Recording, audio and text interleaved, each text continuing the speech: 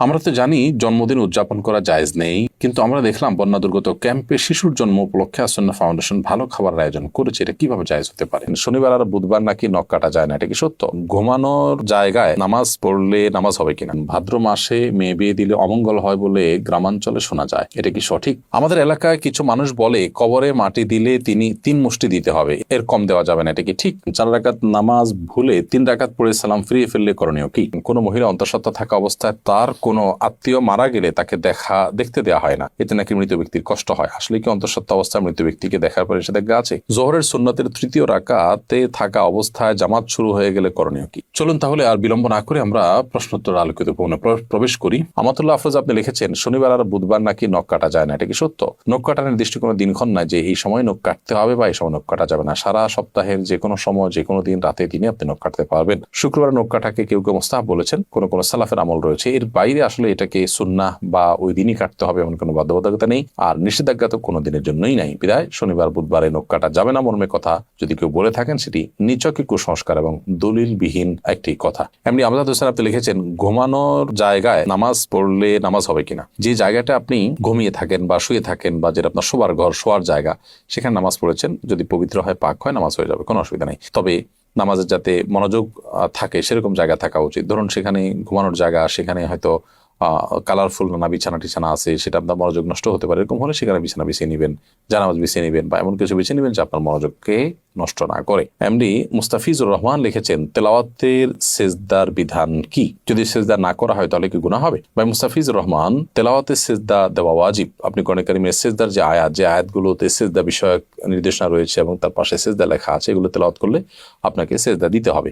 আর সেজদা যদি আপনি না করেন, যেহেতু ওয়াজিব, অতএব ওয়াজিব তরকের গুনাহ হবে। জান্নাতুল ফেরদাউস লিখেছেন, কোনো মহিলা অন্তঃসত্ত্বা থাকা অবস্থায় তার কোনো আত্মীয় মারা গেলে তাকে দেখতে দেওয়া হয় না, এতে নাকি মৃত ব্যক্তির কষ্ট হয়। আসলে কি অন্তঃসত্ত্বা অবস্থায় মৃত ব্যক্তিকে দেখার পরে নিষেধাজ্ঞা আছে? সম্পূর্ণ ভিত্তিহীন এবং কুসংস্কারাচ্ছন্ন কথা। অন্তঃসত্ত্বা থাকা অবস্থায় অনেকগুলো কুসংস্কারের কথা আমরা জানি। এটা কাটা যায় না, সেটা কাটা যায় না, তারপরে চন্দ্রগ্রহণ হলে বাহির হওয়া যায় না, তারপর এই যে আরেকটা নতুন করে শুনলাম যে কোনো আত্মীয় মারা গেলে তাকে দেখা যায় না। একেবারেই ভিত্তিহীন কথা। আপনি যাদেরকে জীবদ্দশা দেখতে পারতেন, মৃত্যুর পর তাদেরকে দেখতে পারবেন। ধরুন আপনার শ্বশুর মারা গেছে, তো আপনি তাকে দেখতে পারবেন। যার সাথে আপনার দেখা দেওয়া যায় তাকে আপনি দেখতে পারবেন। অন্তঃসত্ত্বা হওয়া বা না হওয়ার কোনো সম্পর্ক এর সাথে বা এর কারণে কোনো পার্থক্য বিধানের ক্ষেত্রে হবে না। এমনি দেলোয়ার হোসেন লিখেছেন, আমি গরু পালন করি, অনেক সময় গরুর প্রস্রাবের ছিটা কাপড়ে লাগে, এই কাপড় পরে নামাজ পড়া যাবে কি না? ভাই দেলোয়ার হোসেন, আপনি যে গরু লালন পালন করেন, এই গরু লালন পালন করতে গিয়ে যদি ছিটা পড়ে, সেই ছিটা যদি শুয়ের আগার সমপরিমাণ হয়, এরকম ক্ষুদ্র ক্ষুদ্র ছিটা যদি পড়ে 2-4টা, কোনো অসুবিধা নেই, এতে অসুবিধা হবে না। কিন্তু যদি অনেক বেশি পেশাব লাগে, ছিটা নয় বরং ফোঁটা পড়ে, অনেক ফোঁটা পড়ে, তাহলে সেক্ষেত্রে সেই কাপড় আপনাকে পরিবর্তন করে বা কাপড়ের সেই জায়গাটা ধুয়ে, যেখানে লেগেছে ধুয়ে আপনাকে নামাজ পড়তে হবে। আমাদের এলাকায় কিছু মানুষ বলে কবরে মাটি দিলে তিনি 3 মুষ্টি দিতে হবে, এর কম দেওয়া যাবে না, এটা কি ঠিক? না, এরকম কোনো বাধ্যবাধকতা নেই যে কবরে মাটি 3 মুষ্টির কম দেওয়া যাবে না, দিলে কোনো হবে এমন কোনো কথা নেই। কবরে মাটি আপনি 3 মুষ্টি, 5 মুষ্টি, 7 মুষ্টি, 6 মুষ্টি, যা খুশি দিতে পারেন। এমনকি মুষ্টিতে দিতেই হবে এমন কোনো বাধ্যবাধকতাও নেই। আপনি কোদাল দিয়ে দিতে পারেন, অন্য কোনোভাবে দিতে পারেন। মৃত ব্যক্তিকে দাফন করা ফরজে কিফায়া। সমাজের কিছু মানুষ যদি সেটি করেন, সবার তরফ থেকে সেটি আদায় হয়ে যায়। অতএব মৃত ব্যক্তিকে দাফন করার এই কাজ আপনি শরীক হলেন, একটু মাটি দিলেন, এটা সবের কাজ, সেটা আপনি করেন। বাট আপনার এটা মাথায় রাখা দরকার যে 3 মুষ্টি দিতে হবে এরকম কোনো বাধ্যবাধকতার কথা কোরআন বা সুন্নাহর কোথাও বলা হয়নি। এমডি মুখলেসুর রহমান আপনি লিখেছেন, 4 রাকাত নামাজ ভুলে 3 রাকাত পড়ে সালাম ফিরিয়ে ফেললে করণীয় কি? 4 রাকাত নামাজ যদি 3 রাকাত পড়ে সালাম ফিরিয়ে ফেলেন এবং সালাম ফেরানোর সাথে সাথে মনে পড়ে, তাহলে ওই অবস্থা আপনি দাঁড়িয়ে যাবেন, আরো 1 রাকাত যুক্ত করে তারপর শেষে সেজদায়ে সাহু দিবেন। ইনশাআল্লাহ তাতে আপনার সালাত আদায় হয়ে যাবে। যদি সালাম ফেরানোর পর কথাবার্তা বলেছেন, উঠা বসা করেছেন বা সালাত ভঙ্গকারী কোনো কিছু হয়েছে, হাঁটাচলা করেছেন, এরপরে আপনার মনে পড়েছে, তাহলে ওই সালাত পুনরায় আপনাকে আদায় করতে হবে। অর্থাৎ হাঁটাচলা করেছেন, উঠা বসা করেছেন, কথাবার্তা বলেছেন, এরপর আবার 1 রাকাত প্লাস করে সেজদায়ে সাহু দিলে কিন্তু আর হবে না। 4 রাকাত সালাতকে 3 রাকাত আদায় করেছেন, করে সালাম ফেরানোর সাথে সাথে মনে পড়লো বা সালাম ফিরিয়েছেন, কোনো সালাত ভঙ্গকারী আর কোনো কাজ করেননি, মনে পড়েছে, তাহলে তৎক্ষণাৎ তার সাথে আরো 1টি রাকাত যুক্ত করে সেজদায়ে সাহু দিবেন, সালাত হয়ে যাবে ইনশাআল্লাহ তাআলা। এসএইচ মোহাম্মদ আল জাবির আপনি লিখেছেন, ভাদ্র মাসে মেয়ে বিয়ে দিলে অমঙ্গল হয় বলে গ্রামাঞ্চলে শোনা যায়, এটা কি সঠিক? না, এরকম কোনো কথা নেই। বিয়ের ব্যাপারে এমন কোনো সময় বা এমন কোনো কাল নেই যে সময় কালে বিবাহ হলে কোনো প্রকার ক্ষতি হতে পারে বা উপকার হতে পারে। বিবাহ সব সময় করা যায় এমন একটি বিষয়। শুধুমাত্র হজের এহরামরত অবস্থায় বিবাহ বন্ধনে আবদ্ধ হওয়া নিয়ে উলামায়ে কেরামের ভিন্ন মত আছে, একদল উলামা ইকরাম জায়েজ বলেন, অন্য দল উলামা ইকরাম না জায়েজ বলেন। তবে এর বাইরে অন্য বছরের অন্য কোনো সময়, রমজানের বাইরে, কাটা চাঁদ বলে আপনার জিলহজ মাসে, কোরবানিদের মাসে, সে মাসে, কিংবা এই ভাদ্র মাসের কথা আমি নতুন জানলাম, তো এরকম কোনো মাসে বিয়ে করলে কোনো অমঙ্গল হয়, মঙ্গল হয়, এরকম মনে করলে সেটি কুসংস্কার এবং বেদাত হবে। এ ধরনের কুসংস্কারের জন্য বিশ্বাসী হওয়া যাবে না। আফরিন জাহান লিখেছেন, আমার বাসায় প্রচুর পিঁপড়া, বিশেষ করে রান্নাঘরে কাজের সময় পিঁপড়া কামড়ায় বলে অনেক পিঁপড়া মেরে ফেলি, এতে কোনো গুনাহ হবে কিনা? পিঁপড়া যদি আপনি মারেন এতে গুনাহ হবে না, কিন্তু আগুন দিয়ে পুড়িয়ে পিঁপড়া মারবেন না, এ ব্যাপারে নবী সাল্লাল্লাহু আলাইহি ওয়াসাল্লামের নিষেধাজ্ঞা রয়েছে। এর বাইরে আপনার পিঁপড়ার উপদ্রব থেকে বাঁচার জন্য আপনি সেটা মেরে ফেলতে পারেন। যে কোনো প্রাণী আমাদের যদি উপদ্রবের কারণ হয় তাহলে সেটা থেকে আত্মরক্ষার জন্য আমরা সেটি মারতে পারি, কিন্তু নির্মমভাবে বা অপ্রয়োজনে কষ্ট দিয়ে তাকে তিলে তিলে শেষ করা বলতে যেটা বোঝানো হয় সেটা করা জায়েজ হবে না। জোহরের সুন্নতের তৃতীয় রাকাতে থাকা অবস্থায় জামাত শুরু হয়ে গেলে করণীয় কি? জোহরের সুন্নতের তৃতীয় রাকাতে আপনি আছেন, এমন অবস্থায় জামাত শুরু হয়ে গেলে আপনি আরেক রাকাতের সাথে প্লাস করবেন এবং তাড়াতাড়ি সেটা শেষ করে জামাতে শামিল হয়ে যাবেন। এক্ষেত্রে নামাজ ভেঙে ফেলবেন না। এটাই হলো ফুকায়ে আহনাফের মত এবং এটা অধিকতর শক্তিশালী। আল্লাহ সুবহানাহু ওয়া তাআলা বলেছেন কোরআনে কারিমে, লা তুবতিলু আমালাকুম, তোমরা তোমাদের আমলকে বাতিল করে দিও না, নষ্ট করে দিও না। যদিও হাম্বলি মাযহাবের উলামা ইকরাম অনেকেই বলেন যে এরকম পরিস্থিতিতে আপনি নামাজ ছেড়ে দিয়ে জামাতে শামিল হবেন, কারণ নবী করিম সাল্লাল্লাহু আলাইহি ওয়াসাল্লাম বলেছেন, ইযা উকিমাতিস সালাতু ফালা সালাতা ইল্লাল মাকতুবা, যখন ফরজ নামাজের একামত হয়, একামত হলে তখন ফরজ নামাজ ছাড়ার কোন নামাজ পড়া জায়েজ নয়, যার কারণে আপনি সেটা ছেড়ে দিবেন, এরকম মত তারা দিয়ে থাকেন। মূলত এই হাদিসের আরেকটা ব্যাখ্যা হতে পারে, সেটা হলো যে যখন একামত শুরু হয় তখন আর ফরজ নামাজ অন্য কোনো নামাজ নয়, অর্থাৎ অন্য কোনো নামাজ শুরু করা যাবে না। কিন্তু শুরু করা নামাজ যে ভেঙে ফেলতে হবে সেটা কিন্তু এখান থেকে পরিষ্কার বোঝা যায় না, অর্থাৎ এটার একাধিক ব্যাখ্যা হওয়ার সুযোগ আছে, বিধায় এটা দিয়েই চূড়ান্তভাবে প্রমাণ করা যে নামাজ ভাঙা যাবে সেইটা সঠিক নয়।